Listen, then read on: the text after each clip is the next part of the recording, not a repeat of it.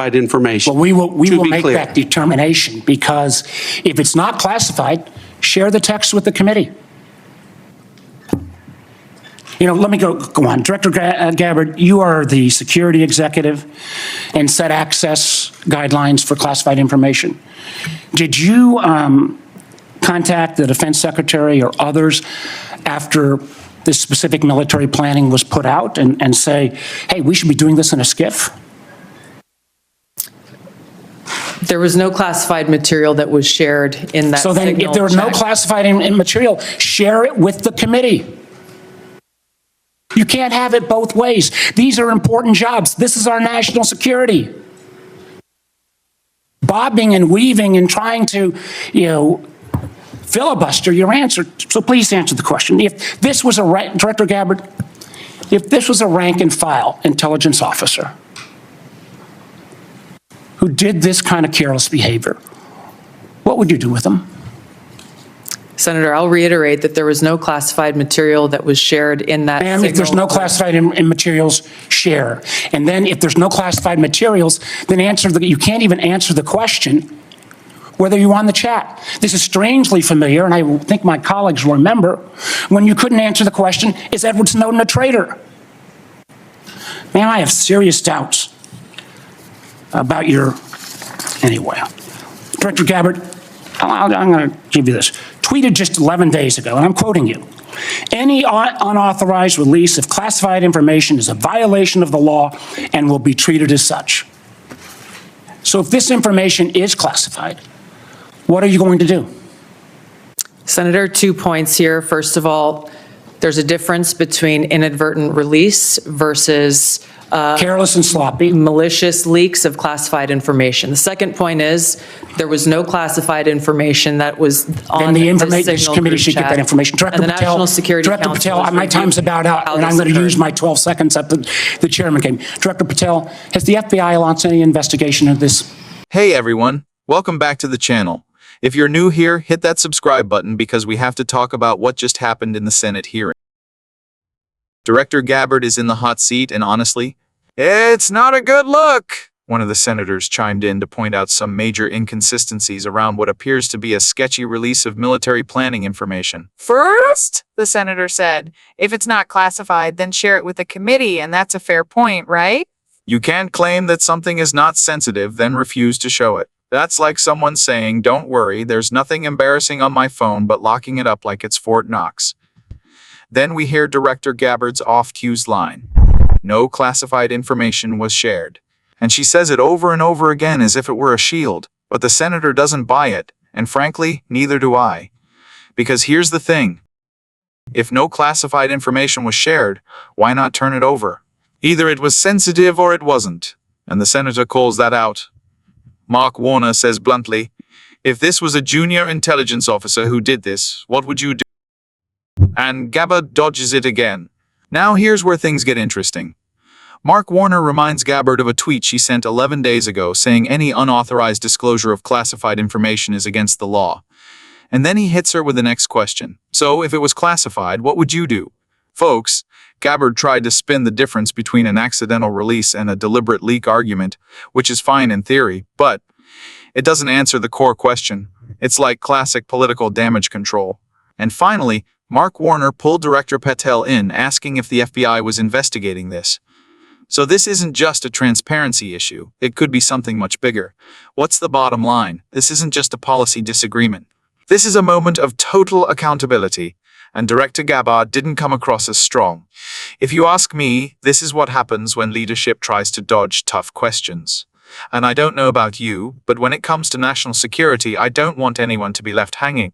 Anyway, share your thoughts in the comments. Did the senator cross the line? Or is this the interrogation Gabbard needs to undergo?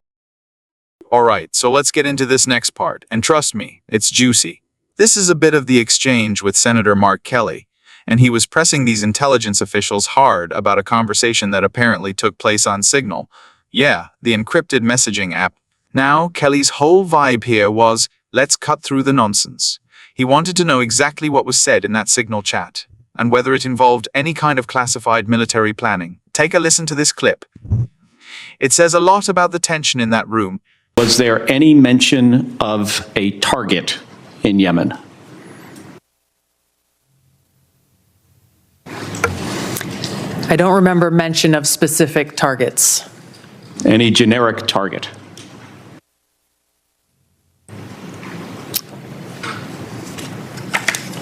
I believe there was discussion around targets in general.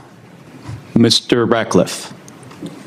I think that's consistent with my recollection. Again, I don't have access to that. But Was there any mention, Ms. Gabbard, of a weapon or weapons system?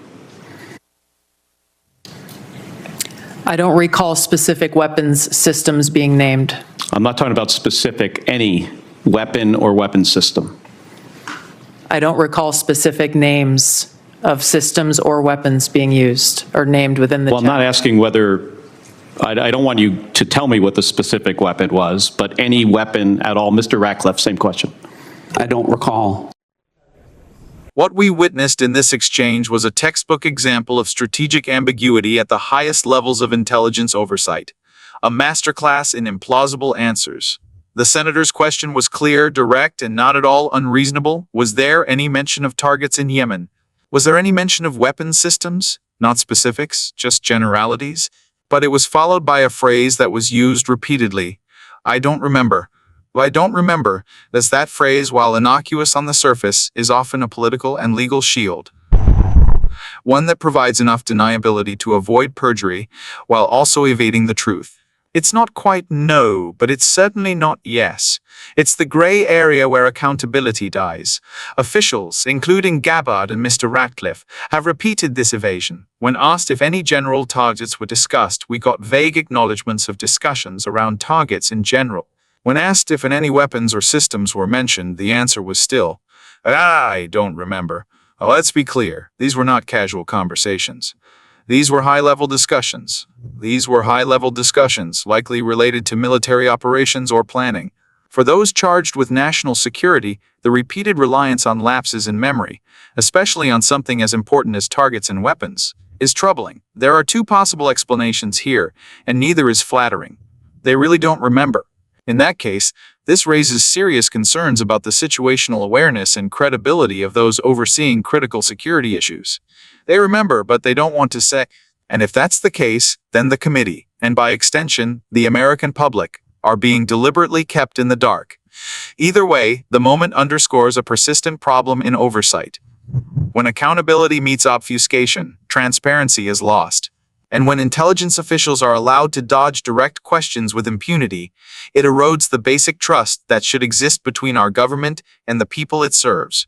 In a functioning democracy, I don't remember should not be an acceptable answer to questions about military targets and weapons plans. It's time to demand better, not just clarity, but courage. At the end of the day, what we saw wasn't just political theater. It was a revealing moment about the state of accountability in our national security apparatus. When top officials repeatedly fall back on, I don't recall. In response to serious questions about potential military planning, weapons discussions, and encrypted communications, we have to ask ourselves, who's really keeping watch? This isn't about scoring political points. It's about transparency, responsibility, and the public's right to know what's being done in their name. If our leaders can't give straight answers, it's up to us to keep asking the hard questions. Thanks for watching. Stay informed, stay engaged, and as always, keep holding power to account.